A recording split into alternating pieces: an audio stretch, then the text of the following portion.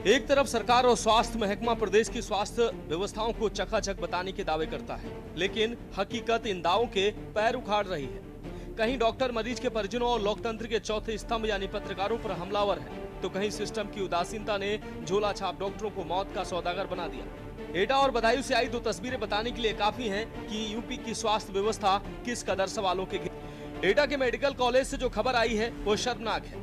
यहाँ डॉक्टर मसीहा की जगह जल्लाद की भूमिका में नजर आए।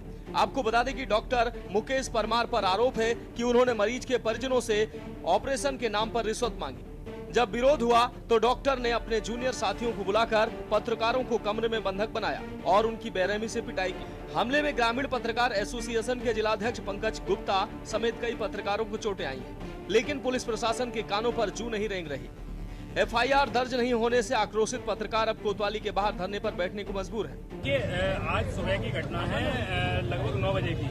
मैं अपने पत्रकार साथी के बेटे के ऑपरेशन होना था, उसके हाथ की सरिया निकल गई थी। उसको लेकर मैं उसको एडमिट कराने के लिए गया था ऑर्थो डिपार्टमेंट में। सबसे पहले शुरुआत होती है नीचे ग्राउंड फ्लोर पे 405 नंबर में एक डॉक्टर साहब बैठे थे अंकित जी करके। हमने जब उनसे ये कहा कि आप इस बच्चे को एडमिट कर लो, तो उन्होंने ये कहा कि इसका कोई इन्वेस्टिगेशन बता दिया कि एक्सरा करने को लेकर उसको लेकर उनसे कुछ हमारा विवाद हुआ।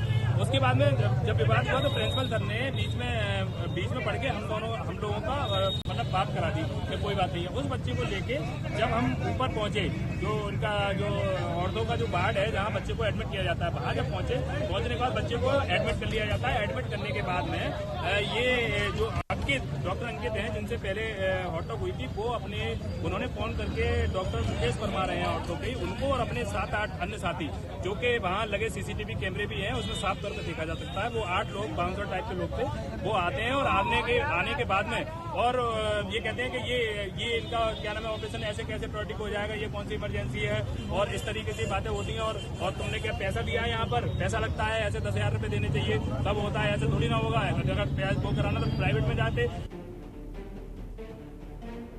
वही दूसरी तस्वीर बदायूं से आपको दिखाते हैं, जहां झोला छाप डॉक्टरों ने एक परिवार की खुशियों को मातम में बदल दिया है। डिलीवरी के दौरान जच्चा बच्चा दोनों की मौत हो गई।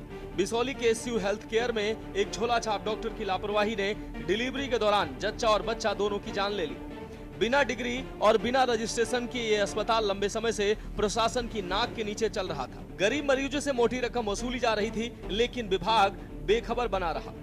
गरीब मरीजों से मोटी रकम वसूली जाती रही और बिना किसी योग्यता के ऑपरेशन तक किए जाते रहे। घटना के बाद डॉक्टर और स्टाफ मौके से फरार हो गए। सूचना मिलने पर स्वास्थ्य विभाग की टीम मौके पर पहुंची और अस्पताल को सीज कर दिया। लेकिन सवाल बड़ा है कि अगर पहले कार्रवाई होती तो क्या दोनों जिंदगियां बच सकती थी। आज सुबह मुझे पता चला कि एक अपोलो हॉस्पिटल के सामने एक झोला छाप के यहाँ प्रसूता की मौत हुई। मैंने डिप्टी सीएमओ को आदेश दिया और तुरंत अस्पताल को सील कर दिया गया। पुलिस को भी सूचना दे दिया गया है और ये तमाम अभियान चलाया जा रहा है। जहाँ भी झोला छाप डॉक्टर जिसके पास डिग्री ना हो उसको तुरंत सील कर दिया जाए। डॉक्टर ने अपनी डिप्टी सीएमओ के लिए स्पेशल आदेश भी कर दिया गया। जहाँ भी झोला छाप डॉक्टर हो पूरे जिले में, जिसके पास डिग्री ना हो उसे तुरंत सील किया जाए। हमें यहाँ पे जो है कुछ पत्रकार बंधुओं से जो है सूचना मिली थी। उसके बाद हमारे सीएमओ प्रभारी सीएमओ साहब डॉक्टर मोहन झा ने हमें आदेशित किया कि आप अस्पताल देखिए और वहाँ पे जो है कार्रवाई की। हम यहाँ पहुँचे, अस्पताल मौके पे बंद था और जो है यहाँ पे कोई संचालक उपस्थित नहीं था। हम यहाँ का अस्पताल का जो जहाँ ओपीडी करते हैं वहाँ सील किया है और अग्रिम कार्रवाई की जाएगी।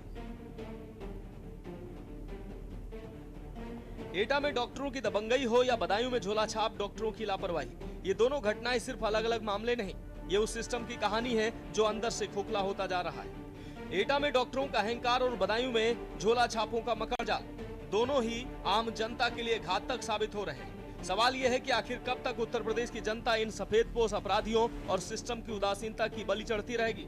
क्या शासन प्रशासन केवल कागजों पर ही सुधार करेगा या जमीन पर भी कोई बदलाव दिखेगा? स्पेशल डेस्क के न्यूज इंडिया।